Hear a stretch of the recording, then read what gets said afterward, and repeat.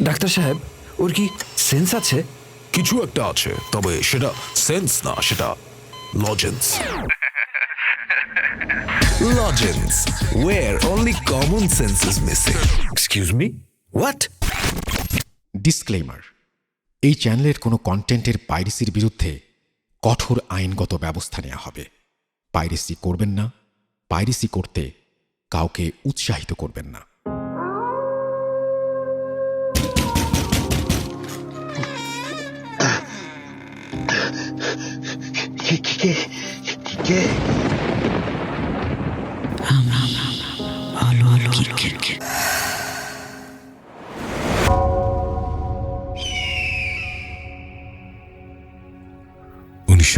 সাল অগাস্ট মাস, দক্ষিণ ফ্রান্সের এক শান্ত গ্রাম, নাম পাওসা এসপ্রি।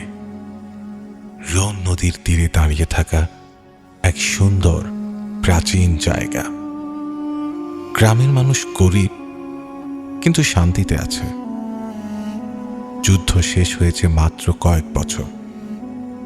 সবাই ভাবে কষ্টের দিন শেষ, নতুন জীবন শুরু হবে। কিন্তু তাদের জীবনে এক বিভীষিকাময় রহস্যের তৈরি করেছিল একটা খুবই স্বাভাবিক একটা খাদ্যবস্তু, এক টুকরো রুটি। এই রুটির মধ্যে লুকিয়েছিল এক আজব রহস্য, যেটা পুরো গ্রামকে পাগলখানায় পরিণত করেছিল। 1951 সালের অগাস্ট মাসের 16 তারিখ একটা পুরো গ্রাম ভর্তি মানুষ পাগল হয়ে গিয়েছিল। কেন, কিভাবে? অলৌকিকের আজকের এপিসোডে আমরা শুনব সেই গ্রামের কথা, আমরা শুনব সেই বিভীষিকাময় রহস্যের কথা।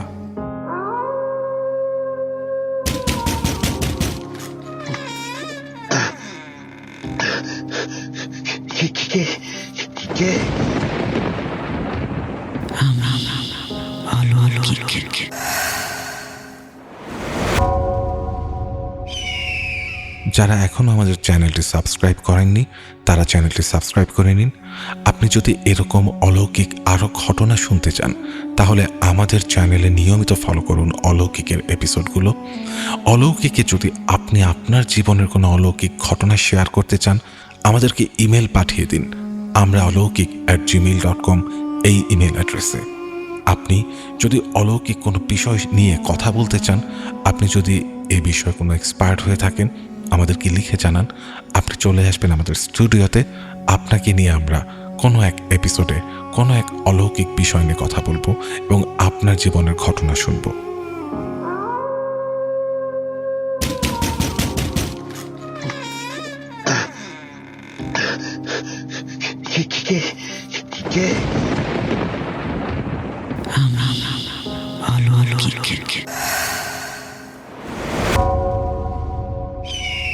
আমরা ফিরে চলি দক্ষিণ ফ্রান্সের সেই শান্ত গ্রামটিতে।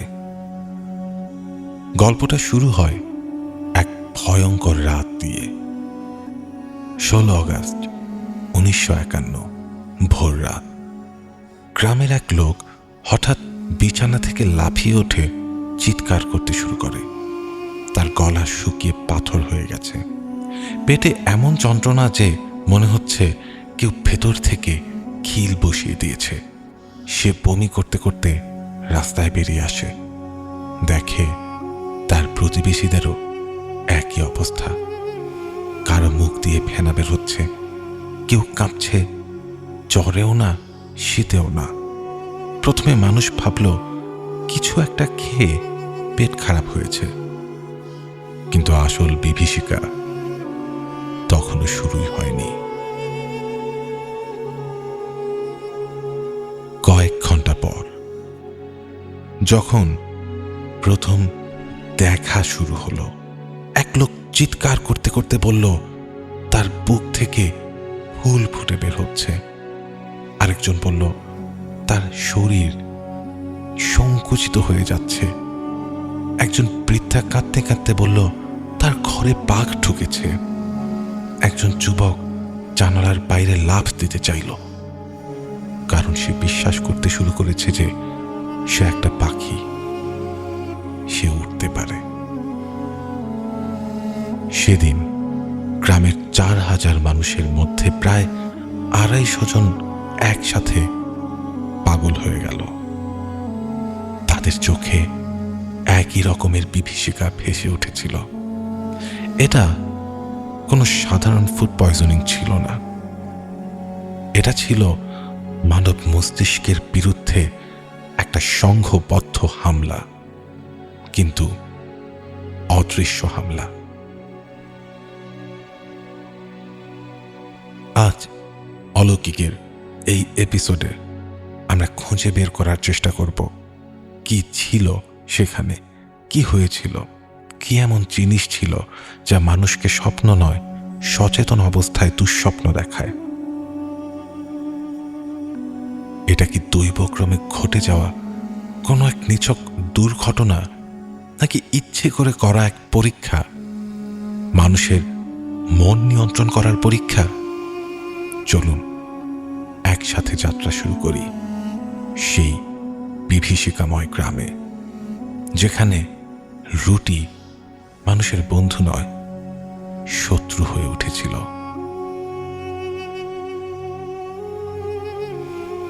প্রথমেই আমরা একটু দেখে নিই এই গ্রামটা কেমন ছিল। পঁ-সা-এসপ্রি শুধু একটা গ্রাম নয়, সেটা যেন নিজেই একটা জীবন্ত চরিত্র ছিল। পুরনো পাথরের বাড়ি, সরু গলি, গির্জার উঁচু টাওয়ার, গরমের দিনে ল্যাভেন্ডার ফুলের গন্ধে ভরপুর বাতাস। গ্রামের মানুষ কৃষক, শ্রমিক। তাদের দিন শুরু হয় সকালে বেকারি থেকে গরম রুটি কিনে। রুটি তাদের প্রধান খাবার। খালি রুটি আর পানি দিয়েও তারা দিন কাটাতে পারে। রুটি শুধু খাবার না, সেটা তাদের ঐতিহ্য, সংস্কৃতি, জীবনের অংশ। গ্রামের প্রধান বেকারি ছিল মসিয়ে মরিস মাইয়ের দোকান।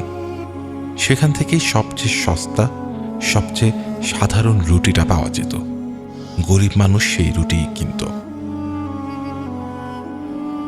এই খাবারটি কিভাবে এই গ্রামের মানুষের শত্রু হয়ে উঠল? 17 আগস্ট বেকার মরিস মাইয়ে নতুন ব্যাচের রুটি বানালো। কিছু মানুষ খাওয়ার পরই অভিযোগ করল, রুটিতে একটু তেতো স্বাদ আছে, রং একটু ময়লা। কিন্তু কে আর ফেলে দেয়? টাকা দিয়ে কিনেছে, গরিব মানুষ, তারা খেয়েই ফেলে। 18 আগস্ট শনিবার দুপুরে যখন সবাই রুটি খেল, তখনই অবস্থাটা প্রকাশ পেতে শুরু করলো। প্রথমে শুধু পেটে ব্যথা, বমি, ডাক্তাররা বলল গ্যাস্ট্রিক। কিন্তু সন্ধ্যা হতে না হতেই পরিস্থিতি ভয়ঙ্কর রূপ নিল। হাসপাতালের ডাক্তার ডক্টর জাঁ ভিউ প্রথম বুঝতে পারলেন এটা সাধারণ রোগ নয়। তার সামনেই রোগীরা অদ্ভুত কথা বলতে শুরু করলো। একজন বলল, ডাক্তার সাহেব, আমার হার্ট বেরিয়ে ফ্লোরে পড়ে আছে, প্লিজ সেটা আবার আমার বুকের ভেতর ঢুকিয়ে দিন। আরেকজন চিৎকার করছিল, আমাকে চলতে দেবেন না, পানি দিন, আমি পুরোপুরি আগুনে জ্বলছি। কিন্তু তার শরীরে কোনো পড়া ছিল না।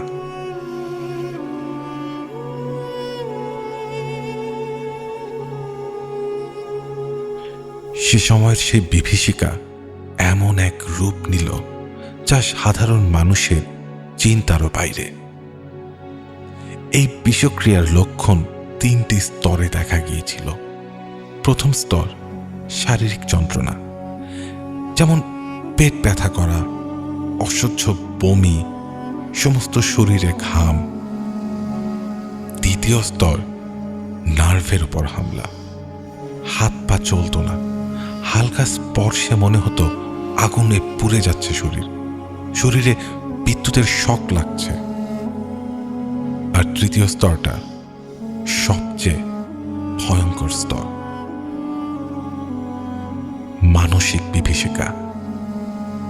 রোগীরা সচেতন ছিল, কিন্তু তাদের চোখে এমন সব দৃশ্য ভেসে উঠছিল যা বাস্তবে ছিল না, হ্যালুসিনেশন। এবং সবাই প্রায় একই রকমের জিনিস দেখছিল। প্রায় সবাই বলছিল যে তারা আগুনে পুড়ছে বা জ্বলছে। অনেকে বলছিল তাদের শরীরে পোকা হাঁটছে। কেউ কেউ সুন্দর জিনিসও দেখছিল। একজন রোগী ঘন্টার পর ঘন্টা শুয়ে থেকে বলেছিল, দেখো, সিলিংয়ে এত সুন্দর একটা ছবি, জেসাস স্বর্গ থেকে নেমে আসছেন। ভিন্ন ভিন্ন মানুষ, কিন্তু সবাই স্বপ্ন দেখছে। তবে এটা আসলে স্বপ্ন ছিল না, এটা ছিল এক ধরনের ভাগ করে নেয়া পাগলামি, শেয়ার্ড সাইকোসিস।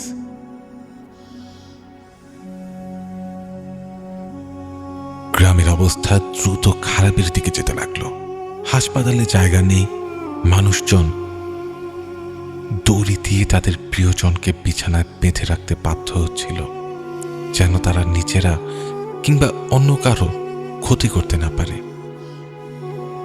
গির্জার ফাদার গ্রামের রাস্তায় রাস্তায় ঘুরে এক্সরসিজম করছিলেন, ভূত তাড়াচ্ছিলেন। সংবাদপত্রের শিরোনাম হল লা মোদি, বাংলায় যার মানে অভিশপ্ত রুটি। পুরো ফ্রান্স ভয়ে কেঁপে উঠল। প্রশ্ন একটাই, শেষ পর্যন্ত কি এই রুটিকে বিষাক্ত করল? ঠিক এর পর থেকেই যেন শুরু হলো এক পাগলামির রাজত্ব। গ্রামের চেহারা পাল্টে গেছে। পঁসা এসপ্রি আর প্রভাসের সেই সুন্দর শান্ত গ্রাম নেই। এখন সেটা এক জীবন্ত দুঃস্বপ্ন। হাসপাতালের করিডরে শুধু চিৎকার আর কান্নার শব্দ। ডাক্তাররা নিজেরাই হতভম্ব। তারা যা শিখেছেন, কোনো মেডিকেল বইয়ে এই রোগের কথা লেখা নেই। সেই সময়ে যারা আক্রান্ত ছিল, তাদের ভাষ্যগুলো আমাদেরকে বুঝতে সাহায্য করবে কিরকম এক বিভীষিকাময় সময় হয়ে উঠেছিল সেই সময়টা। রোগীদের বর্ণনা শুনলে গায়ে কাঁটা দিয়ে উঠবে। শুধু দেখা নয়, তারা অনুভব করেছিল। একজন কৃষক, জুলিয়ান, বলেছিলেন, আমি রান্নাঘরে দাঁড়িয়েছিলাম, হঠাৎ আমার হাত দেখতে পেলাম। আমার হাত কাঁচের হয়ে গেছে। আমি দেখতে পাচ্ছি আমার নিচের রক্ত নল দিয়ে বয়ে যাচ্ছে। আমি চিৎকার করে বললাম, ভাঙবেন না, সাবধান, আমি কাঁচ। তারপর তিনি মনে করলেন তিনি একটা বিমান। তিনি জানলা দিয়ে উড়ে বেরিয়ে যাওয়ার চেষ্টা করলেন। তাকে জোর করে ধরে রাখতে হয়েছিল। এক বৃদ্ধা, ম্যাডাম টেসিয়ার, বিছানায় শুয়ে চিৎকার করছিলেন, ওদের যেতে দিন, আমার গায়ে ওঠা বন্ধ করো। জিজ্ঞাসা করতেই বললেন, কাঁকড়া, বিছে, শত শত কাঁকড়ার বিছে আমার বুক বেয়ে উঠছে, গলা দিয়ে ঢুকছে। কিন্তু স্বাভাবিকভাবেই তার গায়ে কিছুই ছিল না। সবচেয়ে মর্মান্তিক ঘটনা এক যুবতীর। সে বারবার চিৎকার করছিল, আমার বাচ্চাটাকে ফিরিয়ে দাও, আমার বাচ্চাটাকে চুরি করেছে। কিন্তু সেই মেয়ের কোনো বাচ্চা ছিল না। বিষয়টি তার মস্তিষ্কে এমন স্মৃতি ফুটিয়ে তুলেছিল যা কখনো ঘটেইনি। মানসিক বিভীষিকার পাশাপাশি শারীরিক যন্ত্রণাও ছিল অমানবিক। রোগীরা বলছিল, মনে হচ্ছিল পেটের ভেতর কেউ একটা গরম লোহার রড ঢুকিয়ে নাড়াচ্ছে। গলাটা এতই শুকিয়ে যেত যে পানি খেলেও তৃষ্ণা মিটত না। মনে হতো গিলতে গিলতেই গলার ভেতর কাঁচ ভাঙছে। শরীর এত ঠান্ডা হয়ে যেত যে কম্বলের নিচে থাকলেও কাঁপুনি বন্ধ হতো না। আবার কখনো হঠাৎ গরমে ঘামতে শুরু করত। চোখের সামনে সব কিছু কাঁপতে থাকতো। আলো অসহ্য মনে হতো, সামান্য শব্দে কান টন টন করত।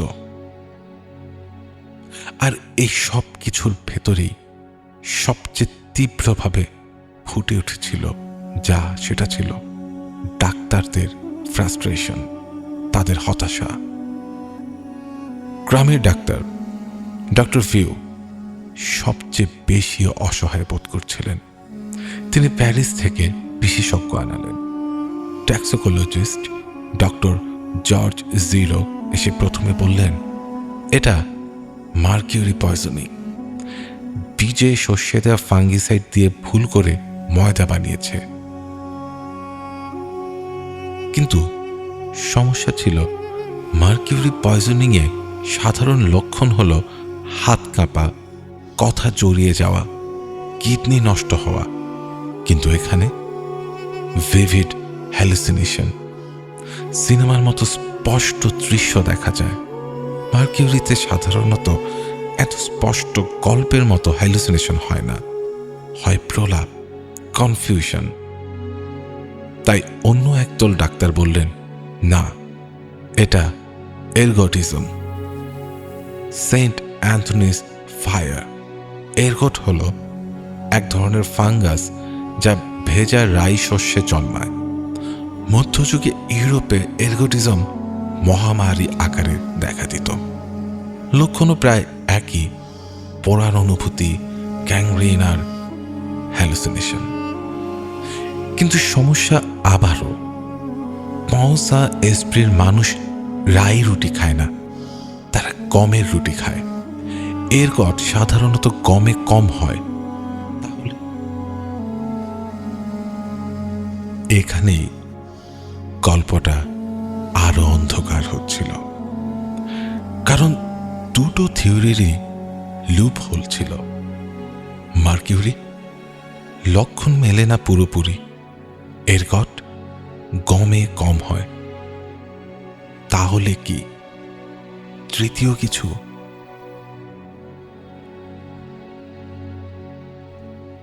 আমরা এবার চেষ্টা করব এই রহস্যটির আরো গভীরে যাবার।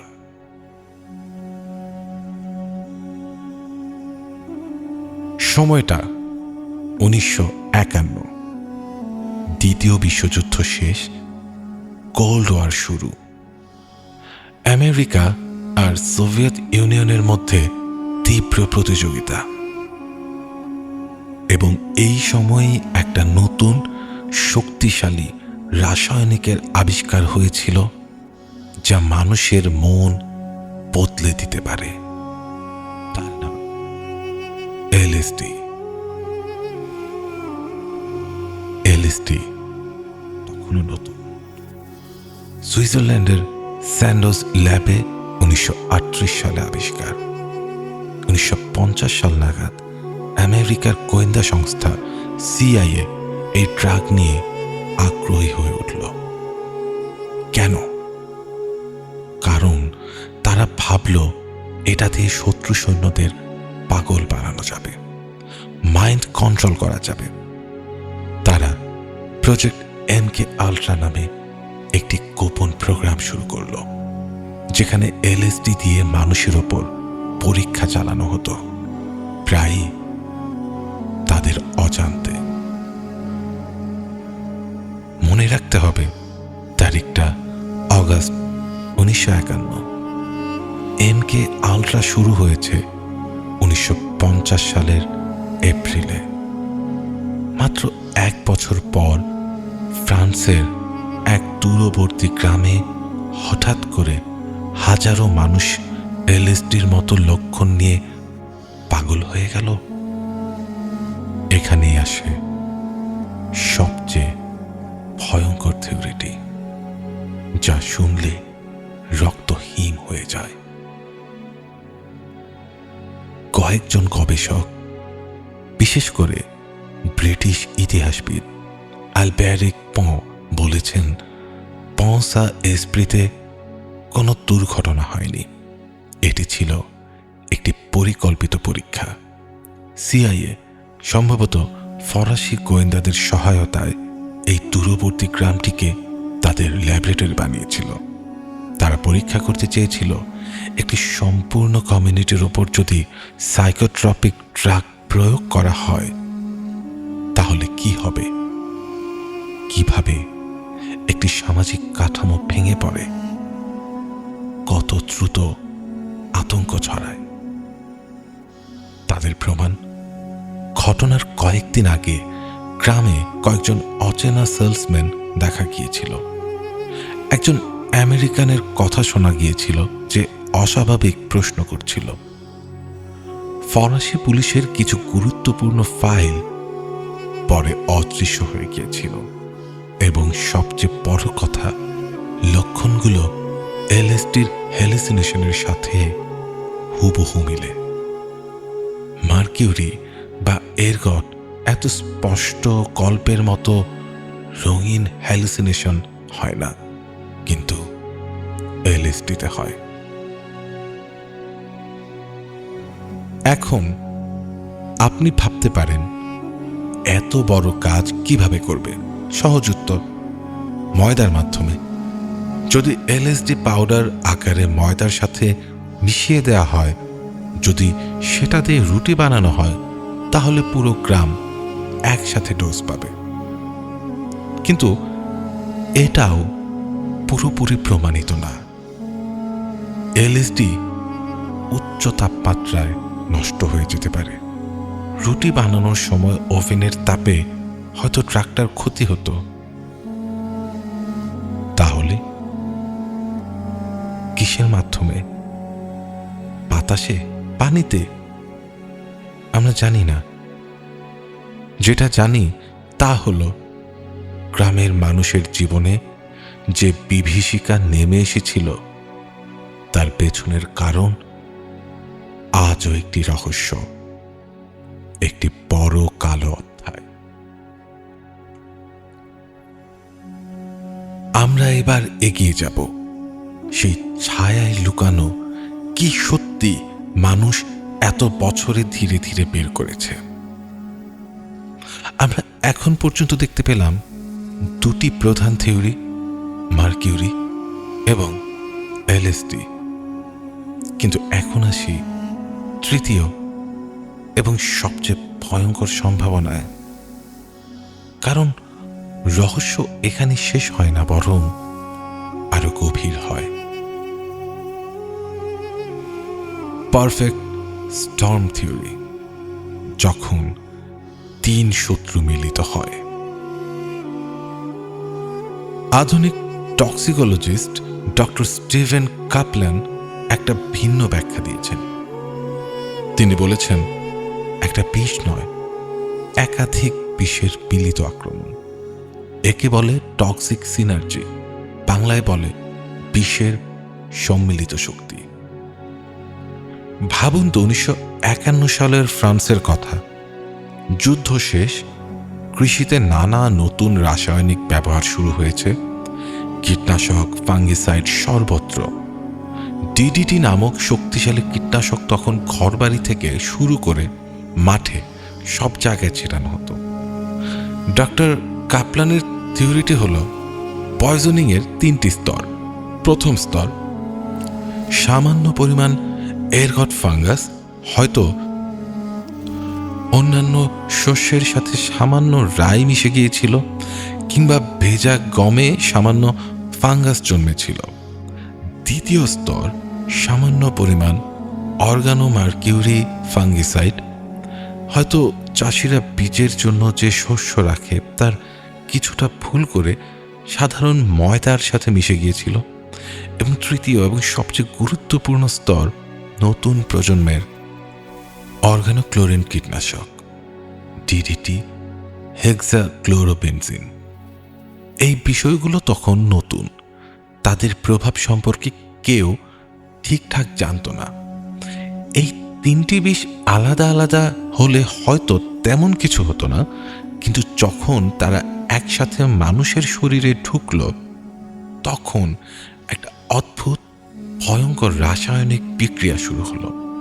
মস্তিষ্কের প্রতিরক্ষা ব্যবস্থা এই তিন ধরনের আক্রমণ সামলাতে পারল না। একটি বিষ অন্যটির প্রভাবকে বহু গুণ বাড়িয়ে দিল, আর ফলাফল এমন একটা নতুন রোগের সৃষ্টি হলো যা আগে কখনো দেখাই যায়নি, যার লক্ষণ একক কোনো বিষের সাথে পুরোপুরি মেলে না। এই থিওরির সপক্ষে সবচেয়ে বড় প্রমাণ আসে অন্য একটি দেশের একটি ঘটনায়। কি সেই ঘটনা? এবার আমরা জানব সেই ঘটনাটি টার্কির একটি ঘটনা। 1955 থেকে 1957 সাল টার্কিতে হেক্সাক্লোরোবেনজিন দিয়ে শস্য সংরক্ষণ করা হতো। দুর্বল মানুষজন সেই বিষাক্ত শস্য খেয়ে ফেলল। তারপর কি হলো?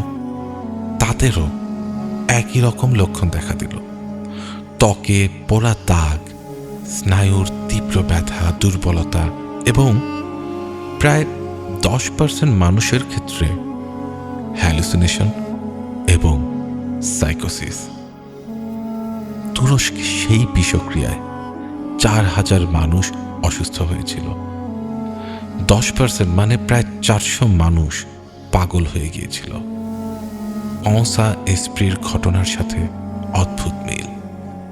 এই প্রমাণ খুব গুরুত্বপূর্ণ, কারণ এটা দেখায় যে শুধু এলএসডি বা এরকট নয়, কিছু শক্তিশালী কৃষি রাসায়নিকও মানুষকে পাগল করতে পারে। এই যে ঘটনাটা ঘটে গেল, আমরা আগেই বলেছি, এই ঘটনার সময় বা এই ঘটনা সংক্রান্ত সময়ের কিছু ফাইল নিখোঁজ হয়ে যায়। আমরা এবার জানার চেষ্টা করব সবচেয়ে অন্ধকার অংশটি। কেন সত্য বলা হয়নি? কারণ 3টি গোষ্ঠীর নিজস্ব স্বার্থ ছিল। ফরাসি সরকারের স্বার্থ। 1951 সালে ফ্রান্স দুর্বল, দ্বিতীয় বিশ্বযুদ্ধে ক্ষতিগ্রস্ত, সরকার স্থিতিশীল না। যদি স্বীকার করা হয় যে আমাদের কৃষি বিভাগ, আমাদের খাদ্য সরবরাহ ব্যবস্থা ব্যর্থ হয়েছে, আমরা নিজেদের জনগণকে বিষ খাইয়ে দিয়েছি, তাহলে সরকারের পতন হতে পারত, মানুষ রাস্তায় নেমে আসত। তাই সহজ সমাধান, একটি দুর্ঘটনা হয়েছে, কারণ অজানা। দ্বিতীয়ত, সিআইএর স্বার্থ। যদি তার জড়িত থাকে। MK আলট্রা ছিল একটা গোপন প্রোগ্রাম। যদি প্রমাণিত হয় যে তারা একটি নিরীহ ফরাসি গ্রামের ওপর পরীক্ষা চালিয়েছে, তা হবে আন্তর্জাতিক কেলেঙ্কারি। কোল্ড ওয়ারের সময় আমেরিকার ভাবমূর্তি নষ্ট হবে, তাই সব প্রমাণ ধ্বংস করতে হবে, ফাইল চুরি করতে হবে। আর তৃতীয়ত, কেমিক্যাল কোম্পানিগুলোর স্বার্থ। 1950 সাল ছিল কেমিক্যাল শিল্পের স্বর্ণযুগ। নতুন নতুন কীটনাশক, ফাঙ্গিসাইড বাজারে আসছে। যদি প্রমাণিত হয় যে মার্কিউরি ফাঙ্গিসাইড অথবা ডিডিটি একটি সম্পূর্ণ গ্রাম পাগল করে দিতে পারে, তাহলে কোম্পানিগুলোর ব্যবসা ধ্বংস হয়ে যাবে, কোটি কোটি ডলারের লোকসান। তাই তাদেরও চাপ ছিল তদন্তকে এরকট বা প্রাকৃতিক কারণের দিকে নিয়ে যাওয়া। এখন আপনি নিশ্চয়ই বুঝতে পারছেন, অঁসা এসপ্রির মানুষ শুধু একবার বিষক্রিয়ার শিকার হয়নি, তারা দুবার শিকার হয়েছিল। প্রথমবার যখন বিষাক্ত রুটি খেয়ে তাদের মস্তিষ্কে আক্রমণ হলো, আর দ্বিতীয়বার যখন সরকার, গোয়েন্দা সংস্থা, কর্পোরেশনগুলো মিলে সত্যি কথা গোপন করল। তাদের দেওয়া হয়নি কোনো ন্যায় বিচার, তাদের বলা হয়নি ঠিক কি হয়েছিল। তাদের জীবনকে একটা দুর্ঘটনা বলে উড়িয়ে দেওয়া হলো। 1953 সাল, মাত্র 2 বছর পর তদন্ত বন্ধ করা হয়। অফিসিয়াল রিপোর্ট, কারণ অজানা, সম্ভবত দূষিত শস্য। কোনো দোষী সাব্যস্ত হয়নি, কোনো কোম্পানিকে জরিমানা করা হয়নি, কোনো সরকারি কর্মচারী বরখাস্ত হননি। কয়েক বছর পর যখন সাংবাদিকরা ফাইল খুঁজতে যায় তারা দেখে অনেক গুরুত্বপূর্ণ ডকুমেন্ট নেই। রোগীদের কিছু মেডিকেল রিপোর্ট হারিয়ে গেছে। টক্সিকোলজি রিপোর্টের কিছু পৃষ্ঠা নেই। পুলিশের কিছু সাক্ষাৎকার নিখোঁজ। গ্রামের মানুষরা কি বলল? তারা চুপ করে রইল, লজ্জায়, ভয়ে। কারণ তখনকার সময়ে মানসিক রোগে থাকা ছিল সমাজে অপমানকর। তারা নিজেরাই তাদের ভয়ঙ্কর অভিজ্ঞতা গোপন করতে চাইল। তাদের সন্তানদের বলল না। তাদের নাতি নাতনিরা অনেক বছর পর জেনেছে তাদের দাদা দাদি, নানা নানির কি হয়েছিল।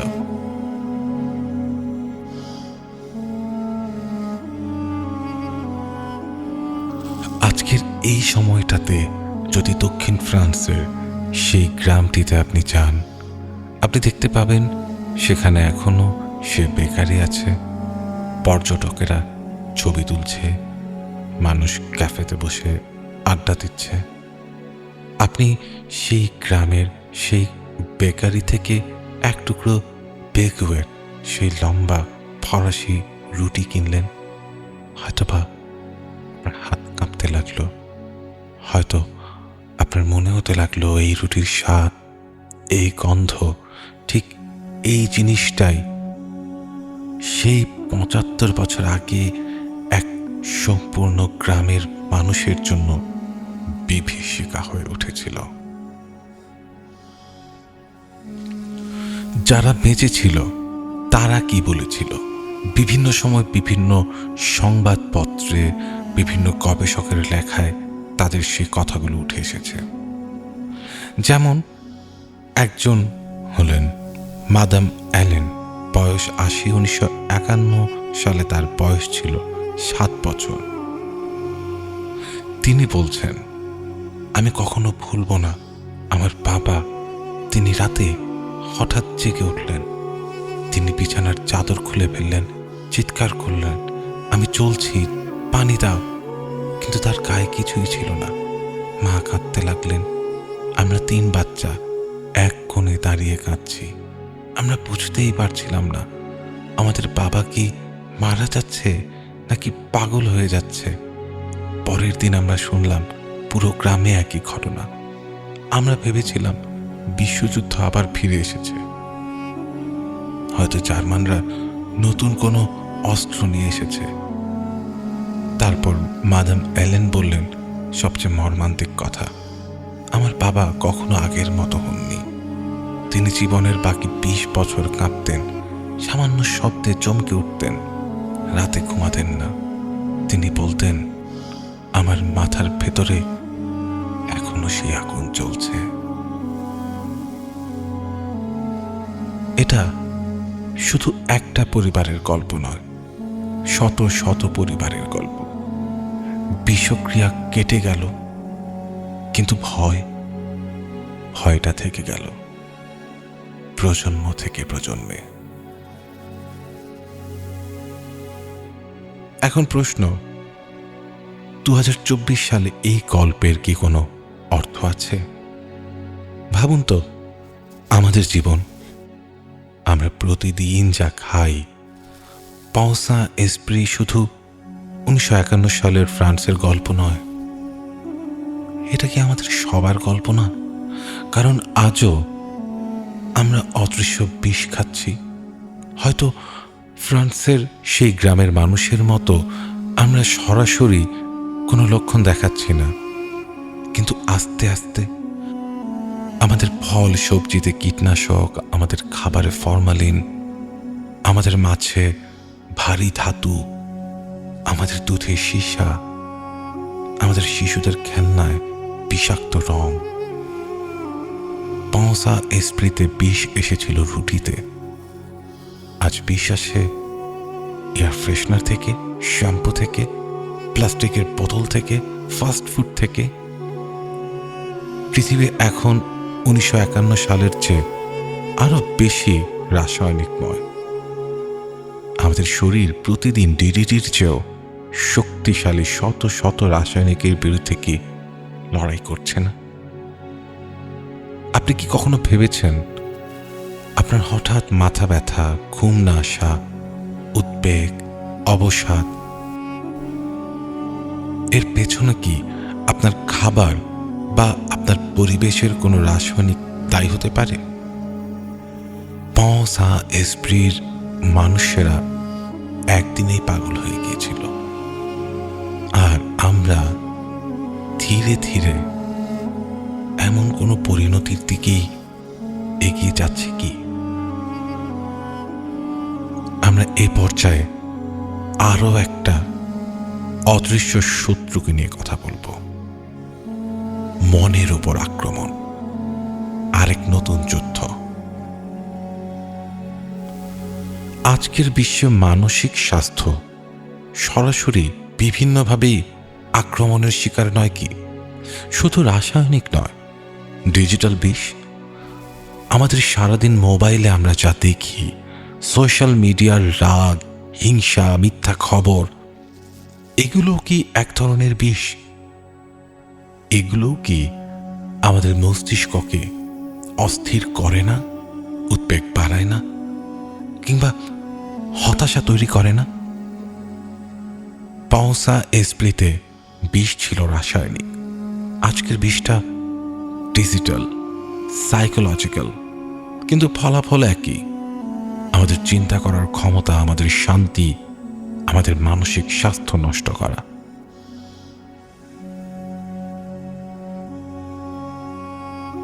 এবার আমরা যদি আবার সেই প্রশ্নটাতে আসি, তাহলে এই সব কিছুর পেছনে কে দায়ী? যদি আমরা সেই প্রশ্নটাতে এবার ফিরে যাই, পঁসা এসপ্রির জন্য কে দায়ী? যদি মার্কিউরি হয়, তাহলে দায়ী কৃষক কিংবা মিলের মালিক যে কোম্পানি ফাঙ্গিসাইড বানায়। যদি এলএসডি হয়, তাহলে কে? সিআইএ, ফরাসি গোয়েন্দারা? যদি টক্সিক সিনার্জি হয়, তাহলে দায়ী কি? কৃষি বিপ্লব, রাসায়নিক শিল্প? উত্তরটা হয়তোবা সবাই, কিংবা কেউ না, কিংবা আমরা হয়তো কখনো জানবই না। কারণ যখন অনেক লোক, অনেক প্রতিষ্ঠান, অনেক ব্যবস্থা একসাথে ব্যর্থ হয়, তখন দোষ দেওয়ার মতো কোনো একজন ভিলেন থাকে না, থাকে আসলে একটা সিস্টেম। সেই সিস্টেম কে ধরবে? সিস্টেমকে কে শাস্তি দেবে? এটাই পঁসা এসপ্রির সবচেয়ে বড় ট্র্যাজেডি। মানুষ মারল, কিন্তু হত্যাকারী কে? কাউকে পাওয়া গেল না, শুধু রহস্য রইল।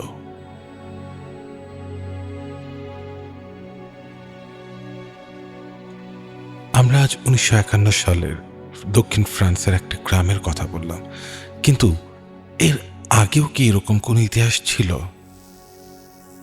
1692 সালের আমেরিকার ম্যাসাচুসেটসে স্যালেম উইচ ট্রায়াল। তখনও মানুষ অদ্ভুত হ্যালুসিনেশন দেখছিল, লাফাচ্ছিল, চিৎকার করছিল, দাবি করছিল তাদের ওপর জাদু করা হয়েছে।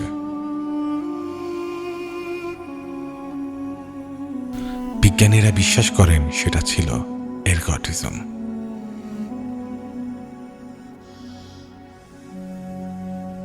হ্যাঁ, স্যালেমের মানুষজন সম্ভবত দূষিত রাই রুটি খেয়েছিল, আর তার ফলেই সেই উইচ হান্ট শুরু হয়েছিল। 200 মানুষ কারাগারে গিয়েছিল, অনেককে ফাঁসি দেওয়া হয়েছিল, সব সেই একটি ফাঙ্গাসের জন্য। 1950 সালে ফ্রান্সেরই আরেকটি গ্রাম সাঁ-জা-দা-মঁ, সেখানেও একই ধরনের ঘটনা, ছোট আকারে কিন্তু একই লক্ষণ। সেটা নিয়েও তদন্ত হয়েছিল। আবার তারও আগে 1944 সালে ফ্রান্সেরই আরেক গ্রাম ভার্সাইয়ের কাছে ছোট্ট ঘটনা, শুধু একটা পরিবার তার এক রাতের মধ্যেই একই লক্ষণ দেখালো। স্থানীয় ডাক্তার লিখে রেখেছিল রহস্যময় স্নায়বিক আক্রমণ। কিন্তু যুদ্ধের সময় কে খেয়াল করবে? সে ফাইলও পরে হারিয়ে যায়। মনে হচ্ছে এক ধরনের প্যাটার্ন লক্ষ্য করা যাচ্ছে। মনে হচ্ছে কারো বা কিছুর ওপর পরীক্ষা চালানো হচ্ছে, ধীরে ধীরে, ছোট থেকে বড় স্কেলে। যদি সত্যি কেউ পরীক্ষা করে থাকেন, তাহলে পাও সাঁ এসপ্রি ছিল তাদের মাস্টারপিস, তাদের সবচেয়ে বড় এবং সফল পরীক্ষা। এবং তারপর সব থেমে যায়। 1951 সালের পর থেকে আর কখনো এমন বড় আকারের ঘটনা ঘটেনি। কেন?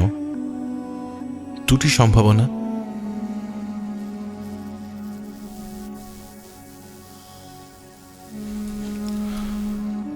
প্রথম সম্ভাবনা, পরীক্ষা সফল হয়েছিল, তারা যা জানতে চেয়েছিল তা জেনে গিয়েছিল, তাই আর দরকার পড়েনি। দ্বিতীয় সম্ভাবনা, পরীক্ষা এতই ভয়ঙ্কর রূপ নিল যে তারা নিজেরাই হয়তো ভয় পেয়ে গেল। যে দানব তারা সৃষ্টি করেছিল তারা নিজেরাই তা নিয়ন্ত্রণ করতে পারবে কিনা সেই সন্দেহে। আমাদের আজকের অলৌকিকটা শেষ করব আরেকটা রহস্যময় ফাইলের কথা দিয়ে। File X57।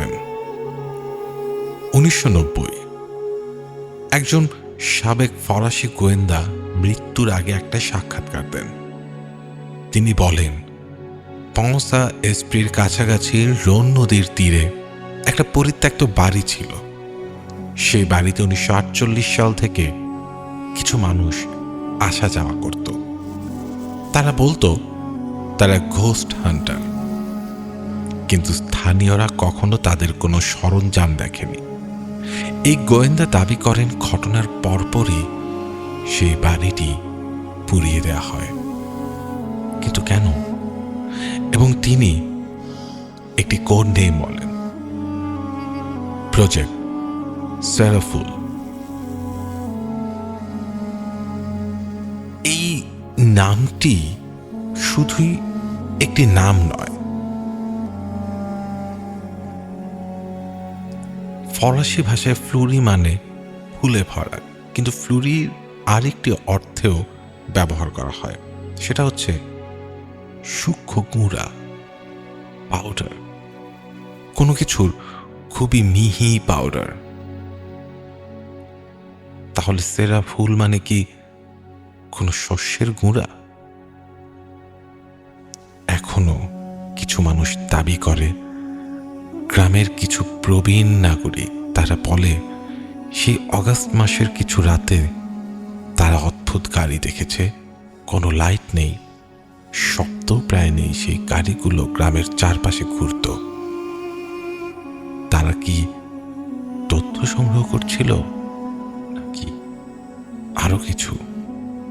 এবং সব শেষে যে প্রশ্নের কোনো উত্তর নেই, যদি সত্যি কোনো গোপন পরীক্ষা হয়ে থাকে, তাহলে আজ 2026 সালে সেই প্রযুক্তি, সেই জ্ঞান, সেই অস্ত্র তা কোথায় গেল? ধ্বংস করে দেওয়া হয়েছে নাকি সংরক্ষিত আছে, অপেক্ষা করছে হয়তো নতুন নামে, নতুন রূপে? পাও সাঁ এসপ্রির সবচেয়ে বড় রহস্য হয়তো এখনো সমাধান হয়নি, কারণ রহস্যের শেষ প্রান্তটা আমাদের বর্তমান সময়ে চলে এসেছে, হয়তো আমাদেরই আশেপাশে আছে।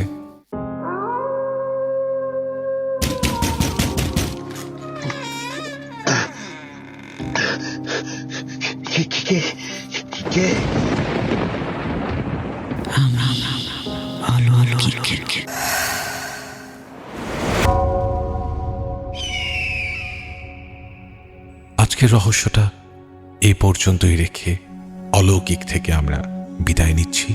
সৃষ্টি ছিলাম আপনার সাথে পুরো আয়োজনটিতে।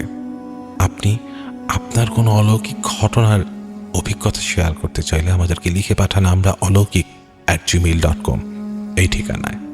আর কোনো অলৌকিক বিষয় নিয়ে জানতে চাইলে কমেন্ট বক্সে আপনার মতামত জানিয়ে দিন। কি জানতে চান সেটা আমাদেরকে কমেন্টে জানিয়ে দিন। এবং আরও অলৌকিক ঘটনার সাথে থাকতে চাইলে অবশ্যই চ্যানেলটি সাবস্ক্রাইব করুন। ডাক্তার সাহেব ওর কি সেন্স আছে? কিছু একটা আছে, তবে সেটা সেন্স না, সেটা lozenges. Lozenges, where only common sense is missing. Excuse me, what?